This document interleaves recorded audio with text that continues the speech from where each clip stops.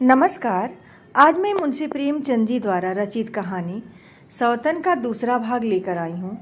पिछले भाग में हम लोग यहाँ तक सुन चुके थे कि वह अब पराधीन नारी नहीं है, अपनी कमाई खाती है। अब आगे की कहानी। मित्रों, कहानी प्रस्तुत करने से पहले मैं आप लोगों से एक अनुरोध कर रही हूँ कि आप मेरे चैनल को अगर सब्सक्राइब नहीं किए हैं तो सब्सक्राइब कर लीजिए, ताकि मैं जो भी कविता कहानी सुनाऊँ आप तक पहुँचा सकूँ। प्रस्तुत है आगे की कहानी। रजिया के पास बैलों की एक अच्छी जोड़ी है। रजिया उन्हें केवल खली भूसी देकर नहीं रह जाती, रोज 2-2 रोटियां भी खिलाती है। फिर उन्हें घंटों सहलाती, कभी कभी उनके कंधों पर सिर रखकर रोती है और कहती है, अब बेटे हो तो, पति हो तो तुम ही हो, मेरी जाल अब तुम्हारे ही साथ है। दोनों बैल शायद रजिया की भाषा और भाव समझते हैं। वे मनुष्य नहीं, बैल हैं। दोनों सिर नीचा करके रजिया का हाथ चाटकर उसे आश्वासन देते हैं। वे उसे देखते ही कितने प्रेम से उसकी ओर ताकने लगते हैं, कितने हर्ष से कंधा झुलाकर पर जुआ रखवाते हैं और कैसा जी तोड़ काम करते हैं। यह वे लोग समझ सकते हैं जिन्होंने बैलों की सेवा की है और उनके हृदय को अपनाया है। रजिया इस गांव की चौधराइन है। उसकी बुद्धि जो पहले नित्य आधार खोजती रहती थी और स्वच्छंद रूप से अपना विकास न कर सकती थी, अब छाया से निकलकर प्रौढ़ और उन्नत हो गई है। एक दिन रजिया घर लौटी तो एक आदमी ने कहा, तुमने नहीं सुना चौधराइन, रामू तो बहुत बीमार है, सुना 10 लंघन हो गए हैं। रजिया ने उदासीनता से कहा, जूड़ी है क्या? जूड़ी नहीं, कोई दूसरा रोग है। बाहर खाट पर पड़ा था। मैंने पूछा, कैसा जी है रामू? तो रोने लगा। बुरा हाल है, घर में एक पैसा नहीं कि दवा दारू करे।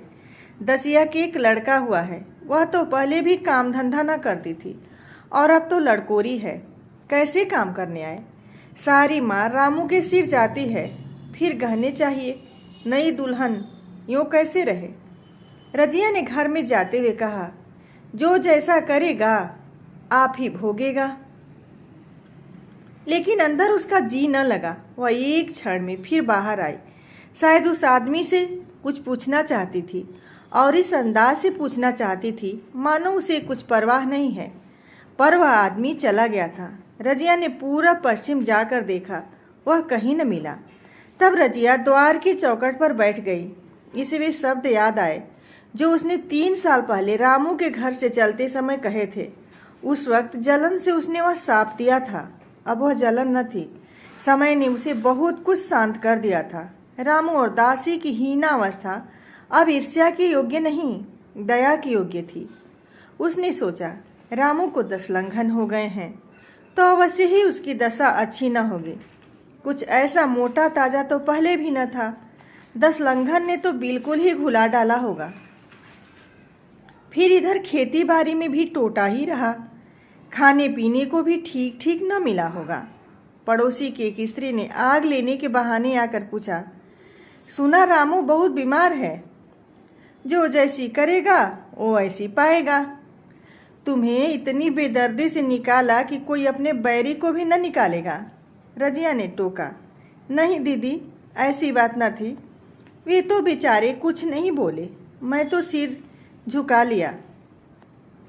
दसिया के कहने में आकर चाहे जो कुछ कर बैठे हों, यूँ मुझे कभी कुछ नहीं कहा। किसी की बुराई क्यों करूं? फिर कौन मर्द ऐसा है जो औरतों के बस में नहीं हो जाता। दसिया के कारण उनकी यह दशा हुई। पड़ोसी ने आग न मांग मुंह फेर कर चली गई। रजिया ने कलसा और रस्सी उठाई और कुएं पर पानी खींचने गई। बैलों को सानी पानी देने की बेला आ गई थी, पर उसकी आंखें उस रास्ते की ओर लगी हुई थीं जो मलसी रामू का गांव की ओर जाता था। कोई उसे बुलाने अवश्य आ रहा होगा। नहीं, बिना बुलाए वह कैसे जा सकती है? लोग कहेंगे आखिर दौड़ी आई ना। मगर रामू तो अचेत पड़ा होगा। 10 लंघन थोड़े नहीं होते। उसकी देह में था ही क्या, फिर उसे कौन बुलाएगा? दसिया को क्या गरज पड़ी है, कोई दूसरा घर कर लेगी। जवान है, 100 गाहक निकल आवेंगे।